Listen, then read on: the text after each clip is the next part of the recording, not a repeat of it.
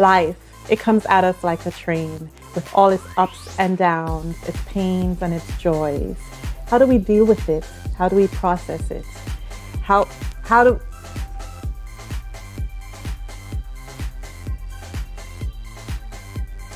what we learn from life, and especially what we teach life back in return, makes all of the difference.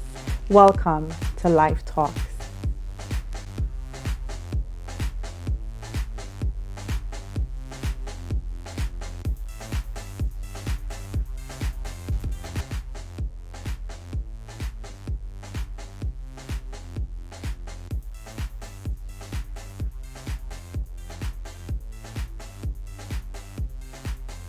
Hey, everybody, and welcome back to Life Talks. I am here and pretty excited, and I've been gone for a little bit, but that is because I had some medical challenges, but I'm back. And I'm great to be back with one of my most amazing friends and sisters, Natasha Wright. I should say, can I say doctor yet?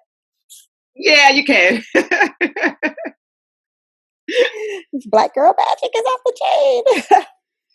But Dr. Natasha Wright, and yes, she has the same last name with me, and yes, she's my sister. So try to say something about that. But Natasha and I have known each other for quite a number of years now, and we actually met in Connecticut, where I was living, and we just had an instant connection, at least for me. And it started off, just friendship, and then it became like life talks, and then she became like, every time I visit, we met, we had pizza, whatnot, talked about life, caught each other up. But she is a woman of God. She loves the Lord, and she's real. And I think that part of why I admire her so much is because she's learned how to intersect reality, motherhood, life within her Christian walk. And I have literally been looking at her for years and trying to find my cues in how to overcome certain situations. And she may say different, but she has been such a mentor for me. So Natasha, welcome, darling.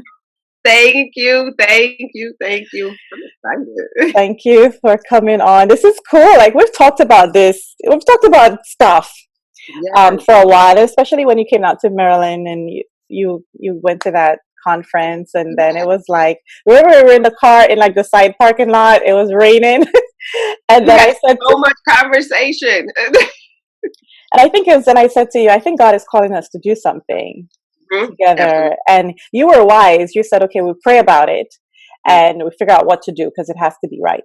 And that was 2 years ago. Here we are. Because I'm here 2 years now. So, in May. The conference is in May, so right. Almost to date. Right. So it took time, but at least the seed was planted, and life had to happen for both of us continually. And I think now that was the right time.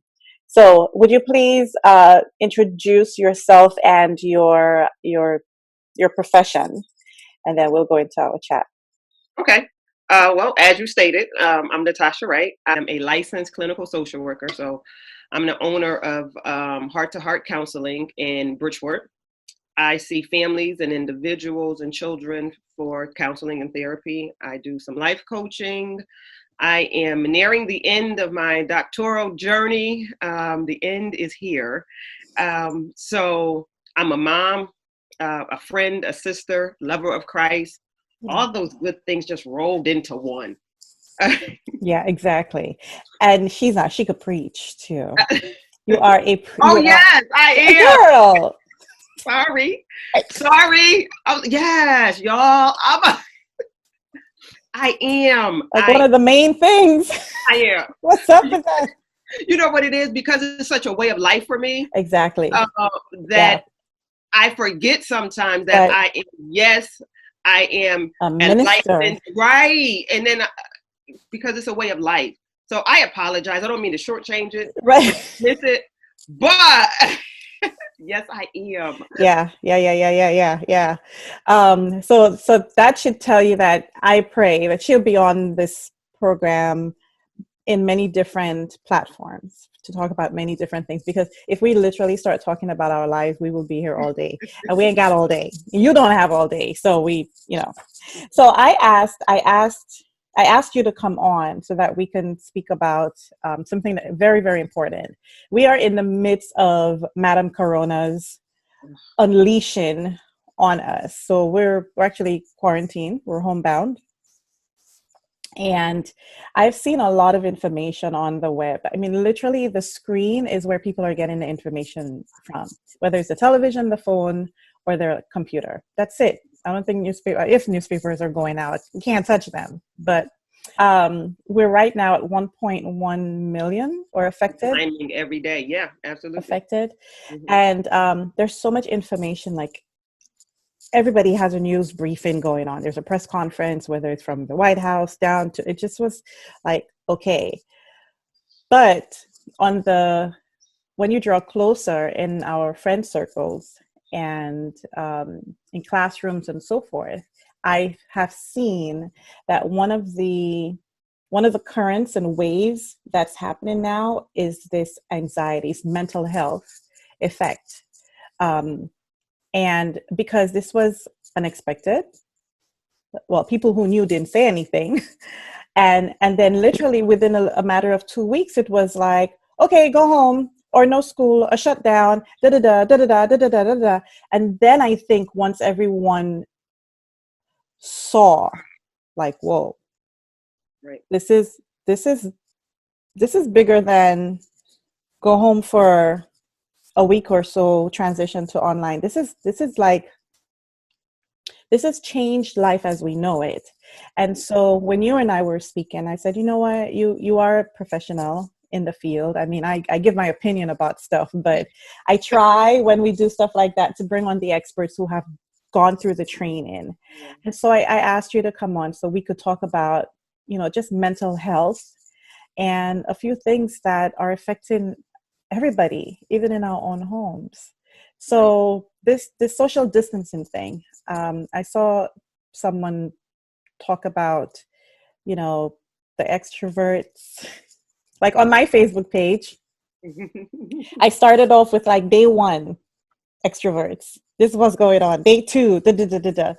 And then I felt like, oh, I shouldn't be doing that. But then I realized that, no, this is a major problem for these groups. And I don't know if there's a middle group, but like sometimes I'm an extrovert and sometimes I'm an introvert. It is a middle group. Okay. So I think I fall in the middle group where I love my time alone and I love being home alone. But at some point it's like, all right, not where the party at, but I need to see somebody because I'm a hugger. Okay. You know this. So there's a cry, there's like this pain, especially for the introverts. And then I don't know for the extroverts, but I don't know what the introverts are going through. So I'm wondering if you could shed some light on that and how we can help those two groups, or if somebody's watching and they fall into the 3 groups, how they can make the best of it so that they could save their mental health. Well, thanks. Yes, and yes, I can. I will say you're an extrovert and I'm an introvert. So we are actually on 2 different ends of the spectrum. Girl, how are you an introvert? I am. People are shocked when I say it, but I am. I am. I promise you. I'm in all my glory right now in quarantine. So I am. So what I will say is, first and foremost, no matter what our personality type is, extrovert, ambivert is the one in the middle. Okay. We are all in a pandemic. And pandemic, this is worldwide. We have not lived through a pandemic. So we are all struggling, trying to find ways in which to cope.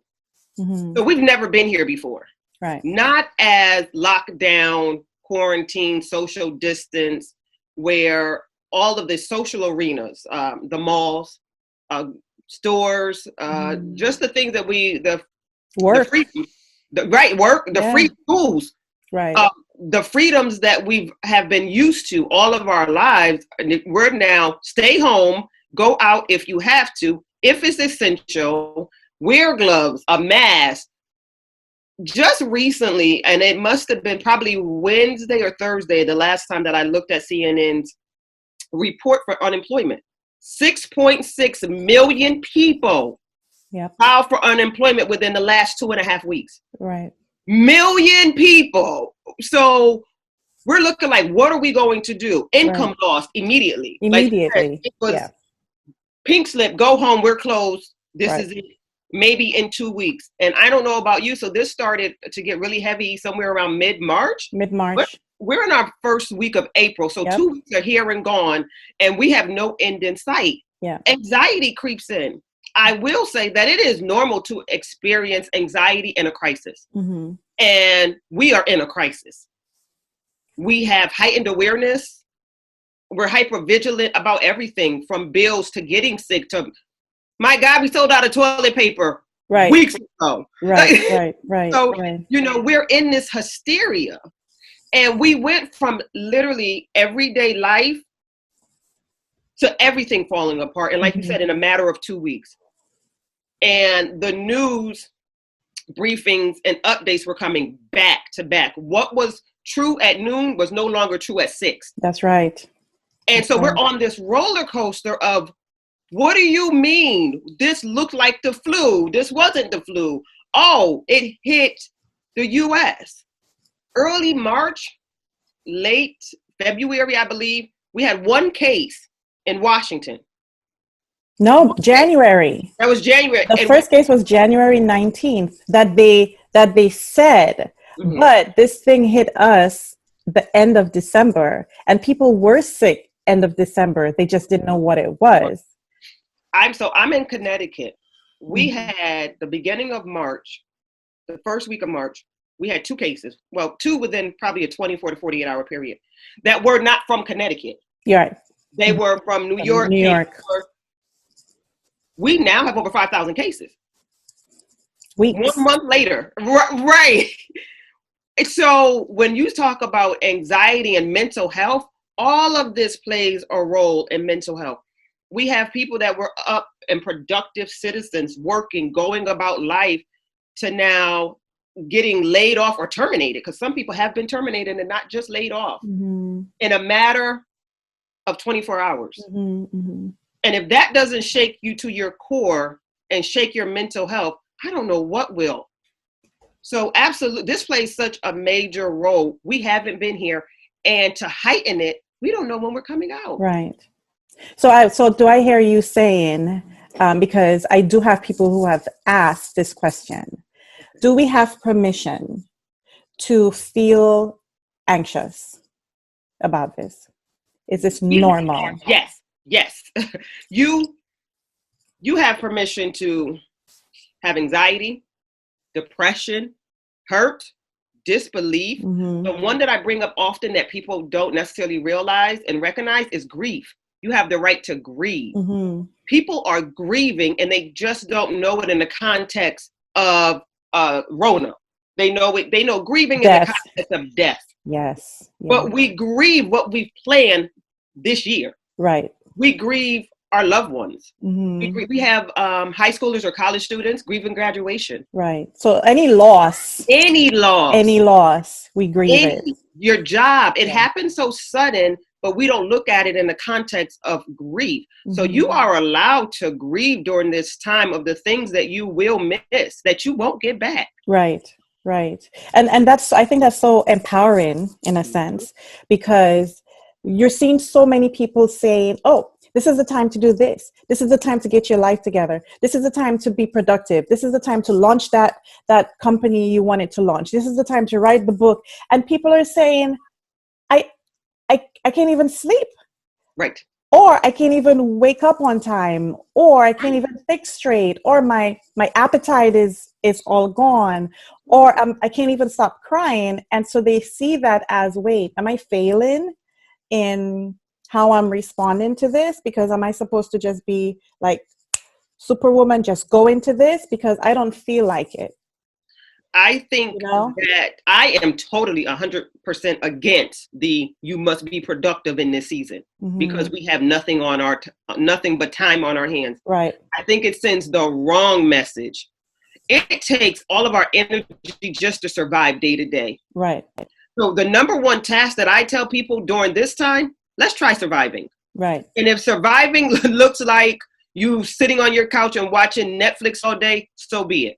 If it looks like reading, so be it. If you choose to be productive and that's how you cope, yes. But I don't think that we should put these It's circumstances, unexpected. Yeah. right? Like, Yeah. do this. You have to It's do this. Start a unrealistic. business, a blog, a bit. What? I don't know where my next check is coming from. Exactly. How in the world do you expect me to do all of this in the midst of my kids are home? What's going on with them? I'm Right. trying to teach them. It's enough energy just to survive. Yeah. And the whole part of the whole loss thing is that it's not just in the individual loss. Oh, right, This right. is this is a this is a corporate loss. This is a community loss. And so we're dealing with people who are not just, I just come home, oh, let me figure out something to do. They have senior parents to think of. Yeah, They have maybe a child who is grieving also because now the end of the school. You have individuals who are hungry, and maybe they have an employer who is just as stressful and may not be making sound decisions.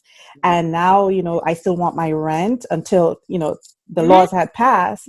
But the real worry about what next Right. was something that I think before the weeks came on and the government came in to start helping with some relief, people were really afraid of the what next for me and my family. So I'm grateful for you to affirm it because I think that we need time Right. to filter through and process through and detox Mm-hmm. all of the fear factor and the stuff that hit us immediately. And then we're seeing on TV what was going on in China and Italy, and we're like, wait, this thing is coming. Wait, sorry, this is here? That Right. is here, and ain't nobody got a cure yet? So, yeah, good. What about this on top of what you said? So we have all of these other circumstances that's out of our, because everything's out of Out our of control. control right now. Yep. But think about the people who are distanced from their loved ones and they become ill. They can't even see them. Right. So they can't grieve with them. They can't see them. We have loved ones that are dying, that's immediate family, that you can't even bury them. Like, we're not even having funerals. You can't go Funerals. to the Yeah. hospital. I saw news articles of people saying goodbye to their loved ones via FaceTime. Mm-hmm.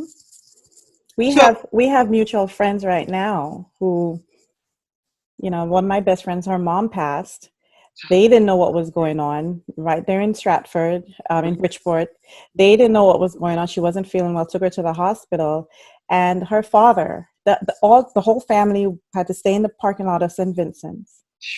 The father was in his truck while they took her off. Finally, they allowed two people to go up, but not her. And she said when she went to the truck, they said, it's done. And he said, I'm waiting for her to come downstairs. mm, Like, how do you then say, oh yeah, well, I have work tomorrow at 8 a.m., whether it's virtual or not. So, and again, the note for not, she didn't see her. They dropped her off and they never saw her again. So I just feel like we really have to be patient as a community yes, with each other and let people process this the way they can so that they don't feel overpressured. right. The depression is already there, and we don't want people starting to feel I'm so hopeless that I myself can't even do, because then you have all these other thoughts that will creep in that that we don't want. I So let's say I call you as a counselor and I am in the midst of this with your Christian faith also. Do you separate it, or how do you mix it to give hope? Like, what would you say to someone who says to you all of the above? Yeah. So what I would say, even as a Christian, I tell you, for me, it's a part of life. Mm-hmm. So I never separate it. I can't separate it. Right. It's a part of who I am, right? Right. Right. And so while I practice daily, and everyone that I see, they're not necessarily Christian. Some of them, we don't Mm-hmm. even get into religion. But what they don't understand is because I'm a Christian. Right. They, It's they get intertwined. it. Right. You get it because it's a part of life for Right.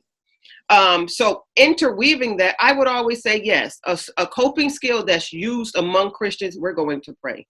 Yes.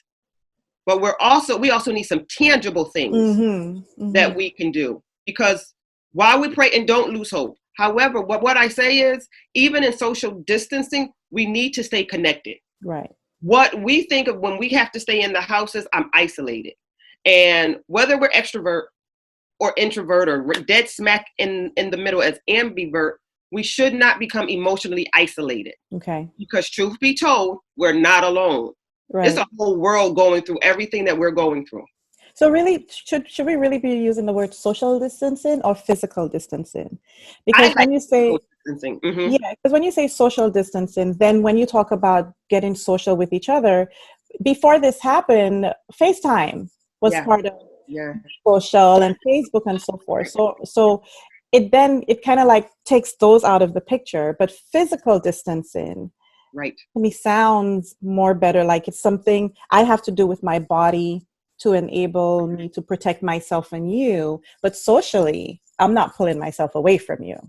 And I think that's the key term. So terminology is always key in crisis, Mm-hmm. right? So I need to go in, I'm going to be alone.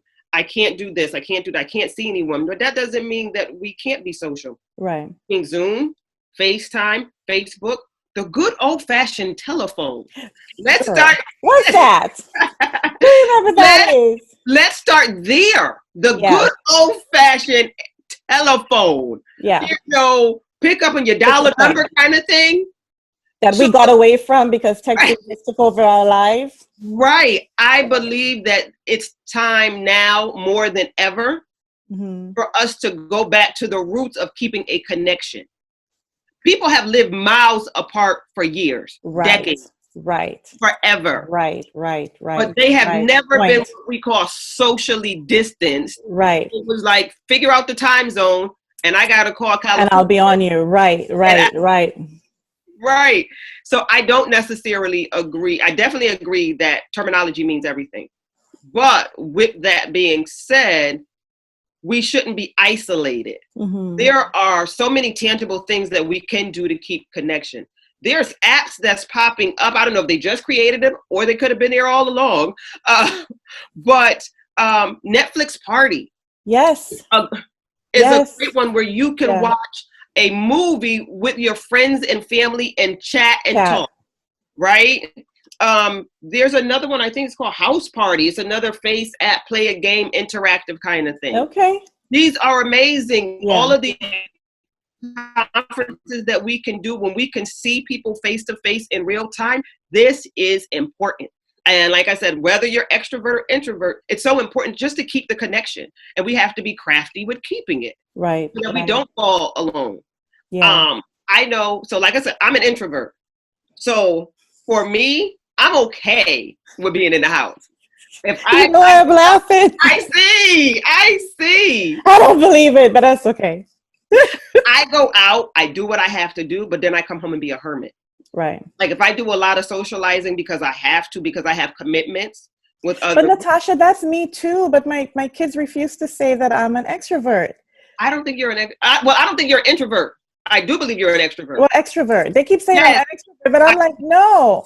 I believe it. That's not fair and not right. It's the same. I want to go out, do my stuff, and then come in and girl, I'm locked in. And then I'm locked in, and I don't need to necessarily communicate with the world. Like whatever's going out there can be out there. I'm in. One of the major things is for introverts, we draw our energy from being alone, being quiet internally, right?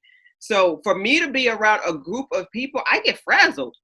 I'm like, oh, this is too much. And I get very, very exhausted very fast. It drains your life source. I'm like, okay, fine. That's not me. Whatever. For extroverts, you get in a crowd and you can shine. You're like, yes. I'm like, find me a corner and a chair in the nearest exit Because when this breaks, I'm out. Yeah, right. Don't need to shake nobody's hands. We're I don't done. need to shake.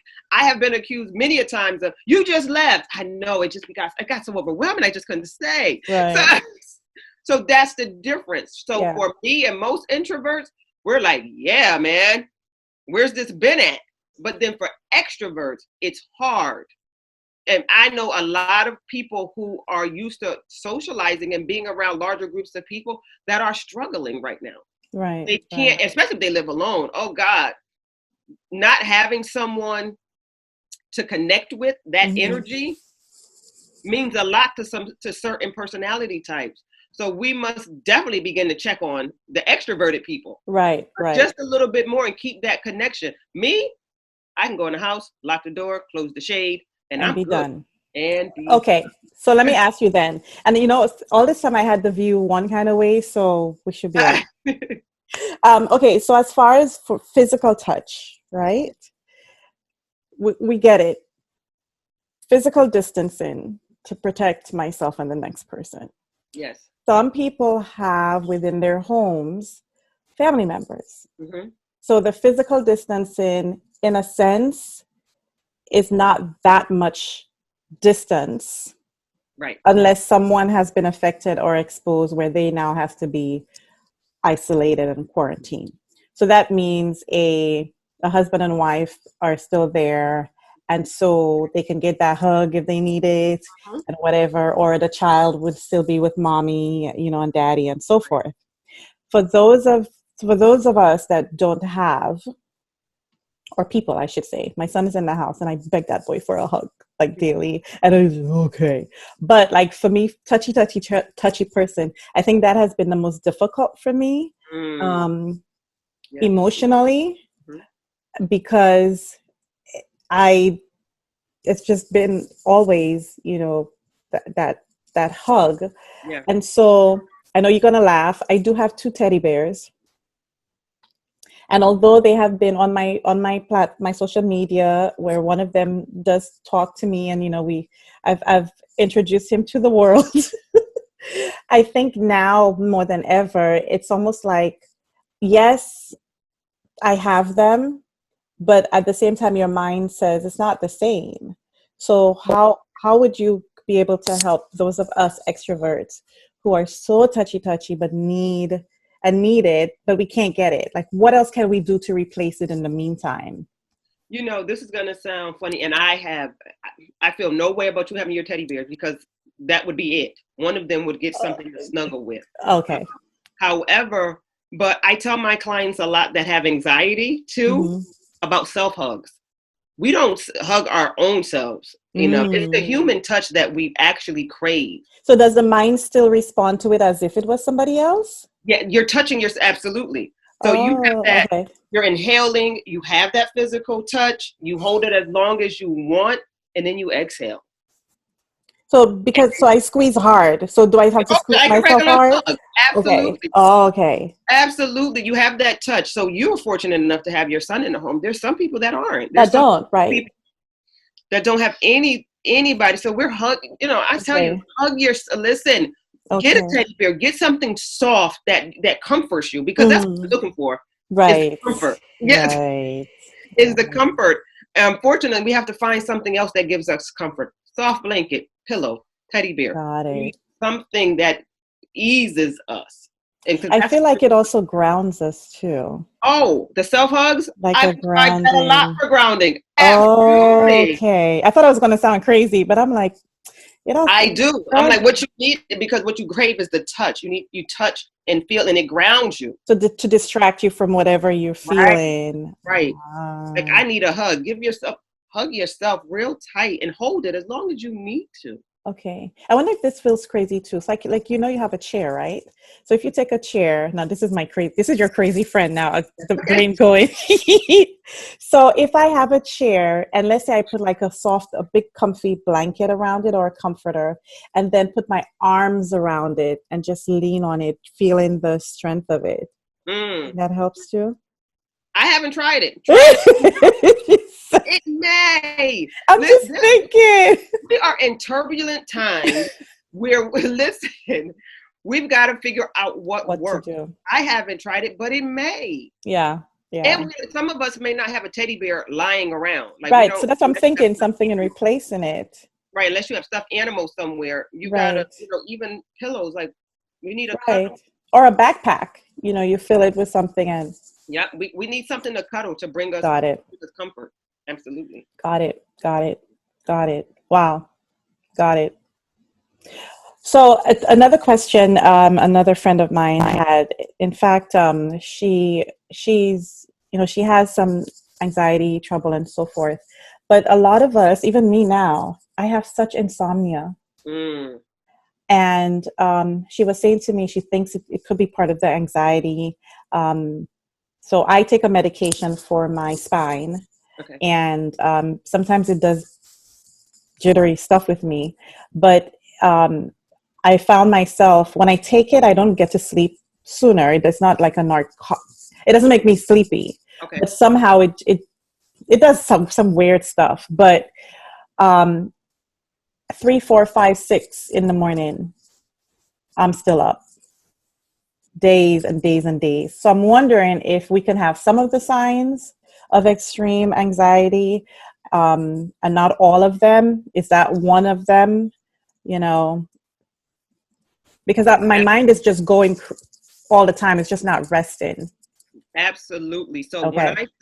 when I said earlier that hypervigilance could be one, that's it. It's like, okay, what's next? Let me check the phone. What unconsciously and our subconscious kicks in, like we have 1,000 questions in our mind. Mm-hmm. What, when, if, how, maybe, is it over? What's the new, what are they saying now? So we become restless.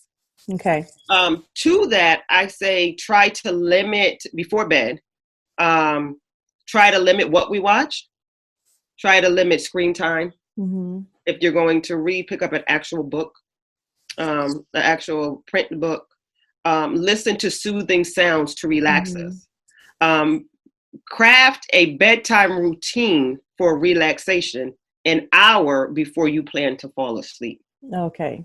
So that could be a warm bath, mm-hmm. if that's for some people, chamomile teas, sleepy time teas, shutting our brain down, meditation, prayer, mindfulness, all of these things that we can try. And then we go to bed, and we go to bed in a dark room. So we don't go to bed just scrolling, because those things stay on our mind. So while our body may be tired, our mind is now wide awake. And so with all of that, we're up 3 o'clock in the morning like it's noon. Right. Lunchtime. So let's say like essential oils too, like the lavender. I'm big on essential oils. Yeah. Big. Yeah. I'm big on lavender. Yeah, lavender is good at night. Even so, if you have a diffuser, you can definitely use Put that. It on. Okay. If you have lavender bubble bath, I will say Dr. Teal's has an amazing aromatherapy selection of bubble baths, bath salts, lotions, you name it. Fairly inexpensive. Walmart. I'm not sending y'all out, so listen. Right. I'm not sending you out, but if you have it, or you get it later, or order it online. Mm-hmm. Right. Those are very relaxing. Oh, okay. So that works out too. Yeah, I think this is really helpful. I'm so grateful for your expertise too, because people it's not like they want answers, but it's like a universal cry for help, like, help me cope. I know that we're in this. What we all really want is for it to stop, but we know realistically, and I think most of us have accepted that this is the new normal for now. Mm-hmm. So in my new normal, how do I cope so that I can still smile, that I can still be the best version of me, that I can still be connected to my friends, so that we could still have pleasant experiences? Like when you and I talked, it was, like, okay, we're not in a restaurant together, but how could we still be the same on the phone, but be patient with each other? And one of the things that I realized that I have to really bear in mind is compassion, and just really be empathetic. Yes. Everybody could be empathetic now because we all in the same boat. So you can't know what you're talking about. So whether or not you were learning empathy, so be empathetic and then compassionate. I may be okay 1 minute and the next second, like I was doing a show, and while I was doing the show, a text came through that one of my friend's husband had to be rushed to the hospital. He was tested positive. That was within seconds. Yeah. So to give ourselves the okay that we're on a roller coaster that we can't come off right now. So I either scream my guts off, like on a real roller coaster, or are we going to say, throw your hands up and not enjoy the ride, but just let's not bring ourselves to the point where we're ready to barf.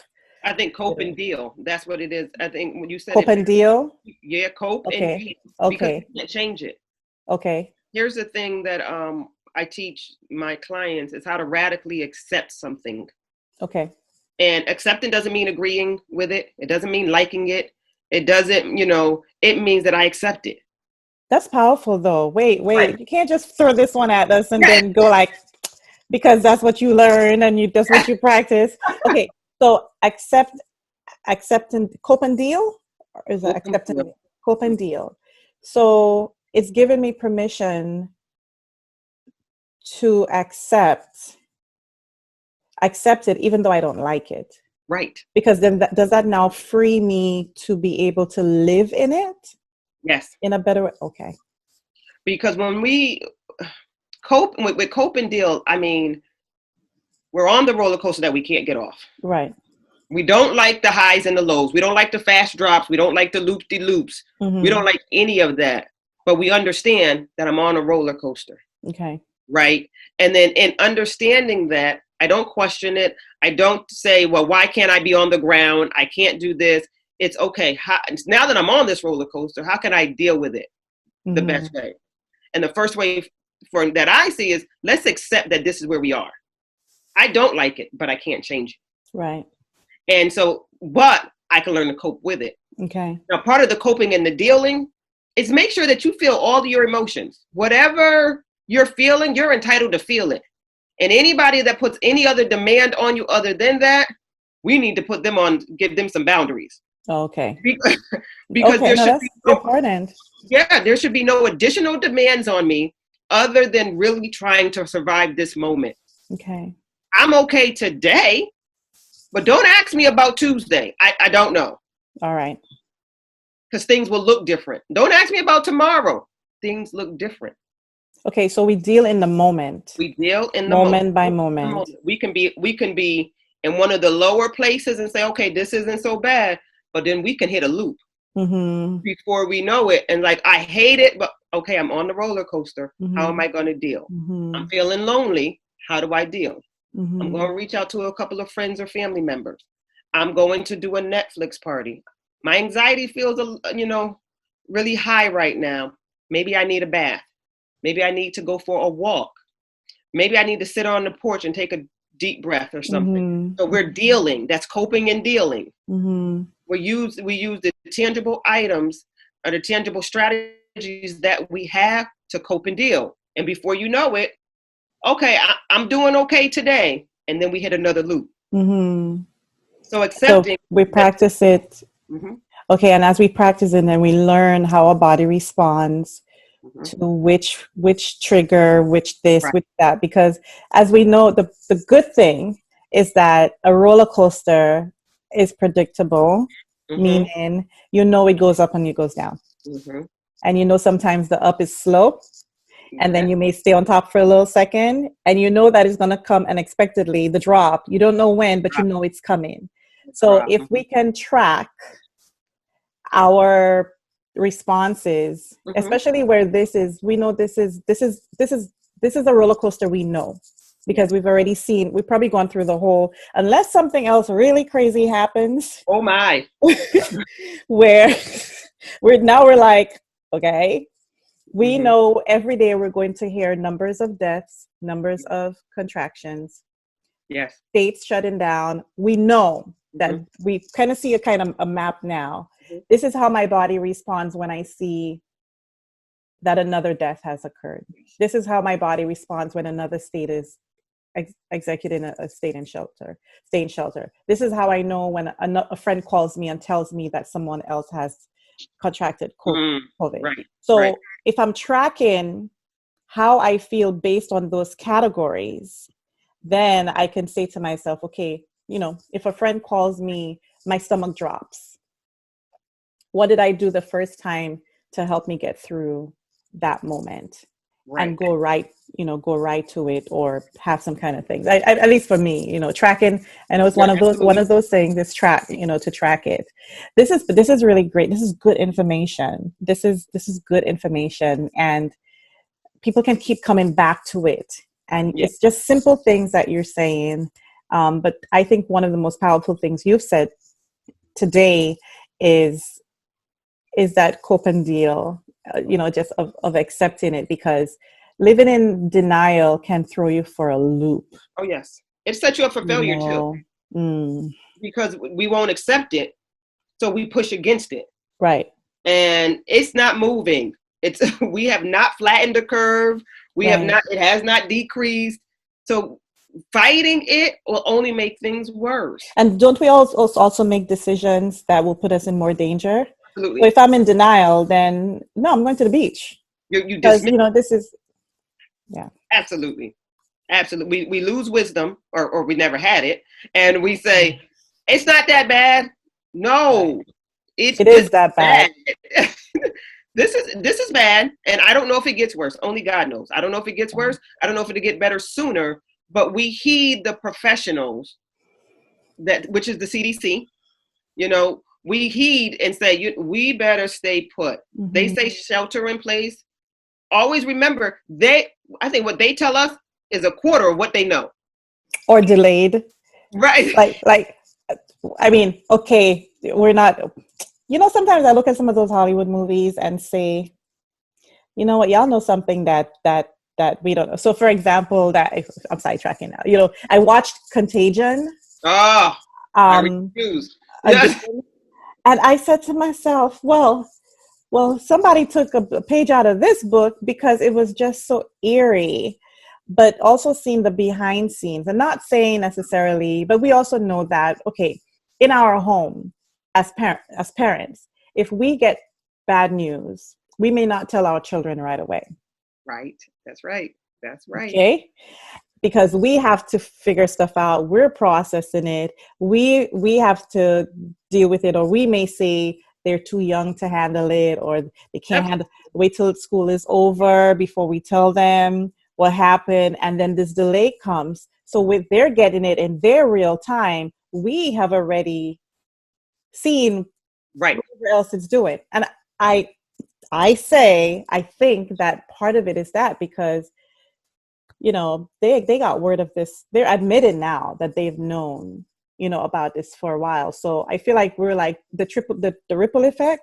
We're catching waves that were sent to us a long time ago. Absolutely. I agree with that. And understanding, so you use the analogy of the parent trickling it down to the child, understanding that the government doesn't want to create mass hysteria.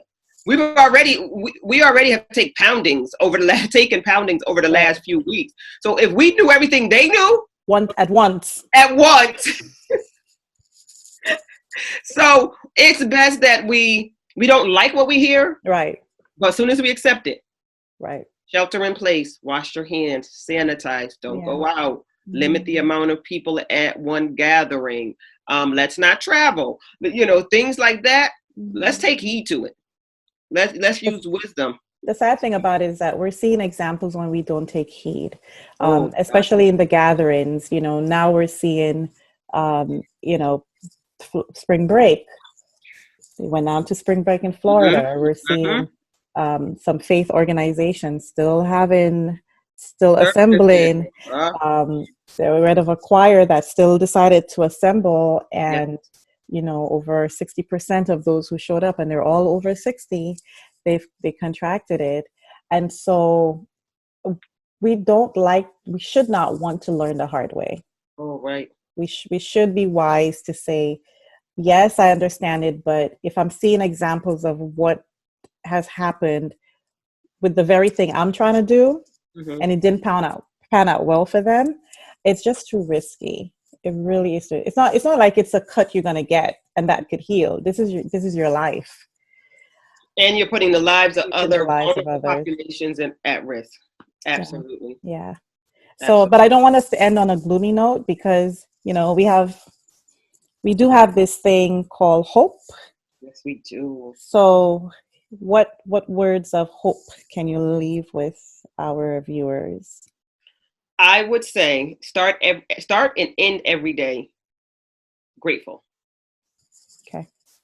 because we Good. start name two things in the morning and two things at night. Because what we do know now, which is true, millions didn't make it, but we did, Right. and that's that. And that's that.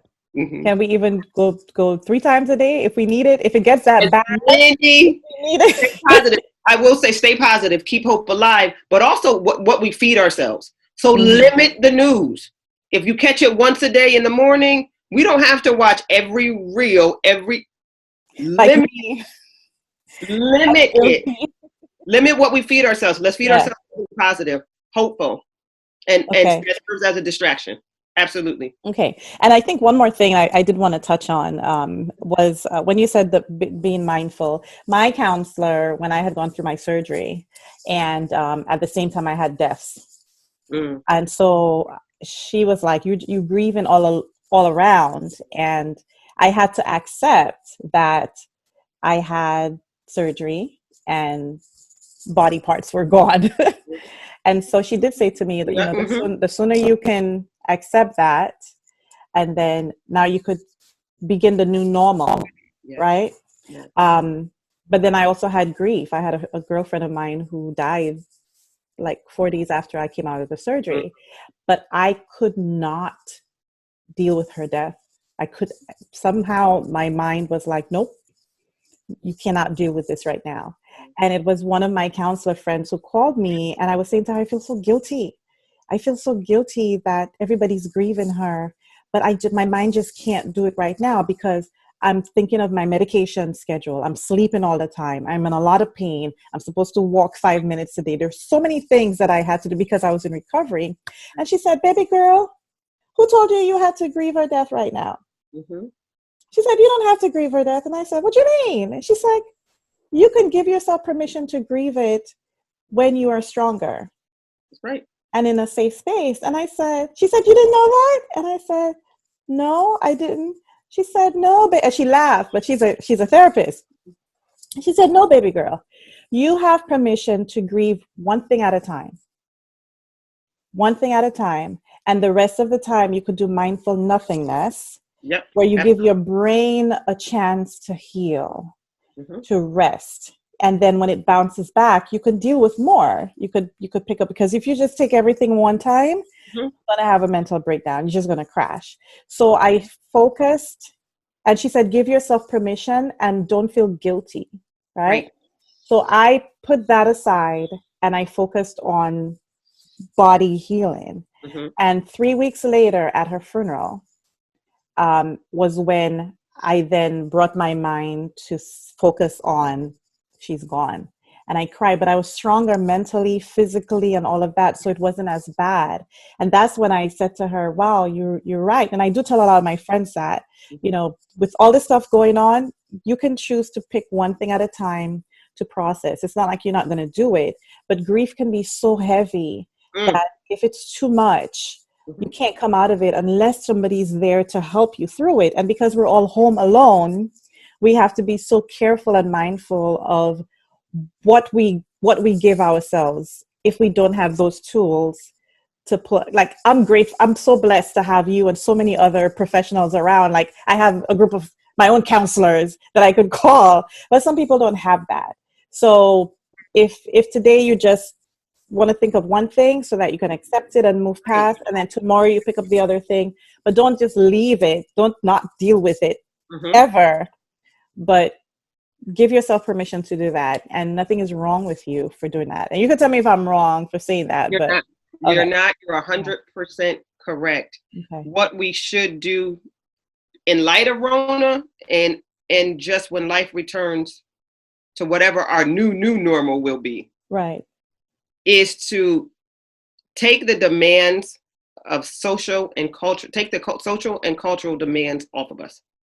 That tells us somebody died, so I have to grieve right now. This happened, so I have to respond right now. I have to process this right now. You don't. Okay. You don't. Okay. And I think that's how things become overwhelmed. Grief is already complex. There isn't just one way to grieve. And grief is not linear. It's not just, this is point A, this is point Z. Is that roller coaster you talked about? Grief is that roller coaster, that up, down, back to A. Oh, today's I'm at G. Oh, God, I'm at B. That's what grief looks like. Grief comes in waves. And sometimes we can have low tide and be like, okay. And sometimes those waves come crashing at us. And that's when we deal with it as it comes. But we take that social demand. You're not grieving. You're not crying. You didn't cry at the funeral. Well, who says I have to? And who says that's how I'm going to grieve this? Right.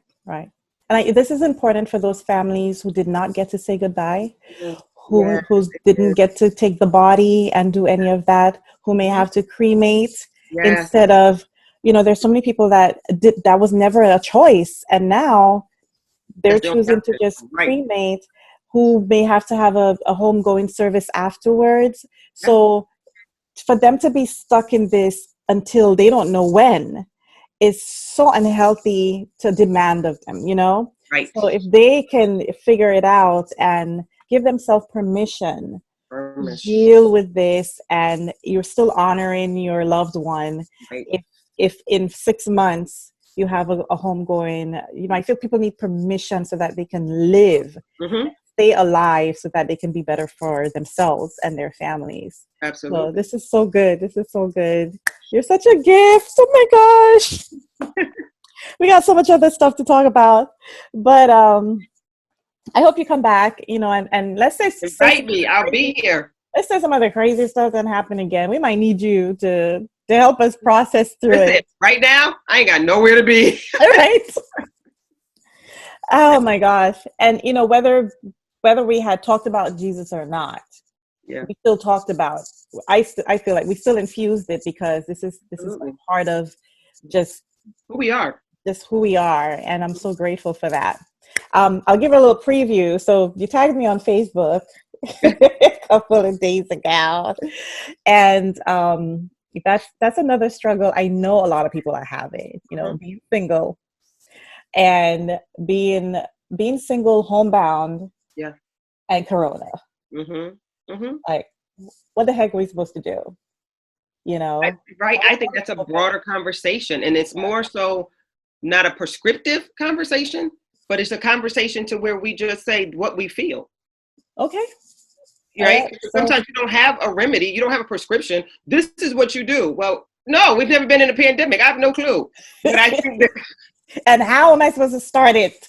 But I think having the conversation relieves the pressure. It normalizes what people are willing to say. I'm not the only one. Okay. Like, geez, I'm so glad somebody said it. I'm not the only one.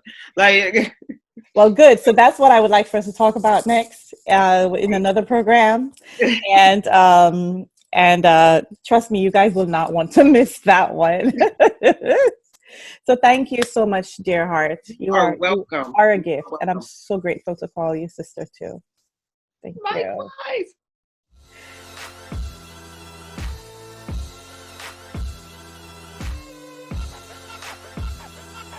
Thank you for joining us on another episode of Life Talks. I hope that you were inspired and that you have felt a rejuvenation in your life. And I hope that what you are saying right now is that the answer that you are given to what life has thrown at you is that I am still here. Email us with your Life Talk ideas at mylifetalkstv@gmail.com. See you next time. Bye.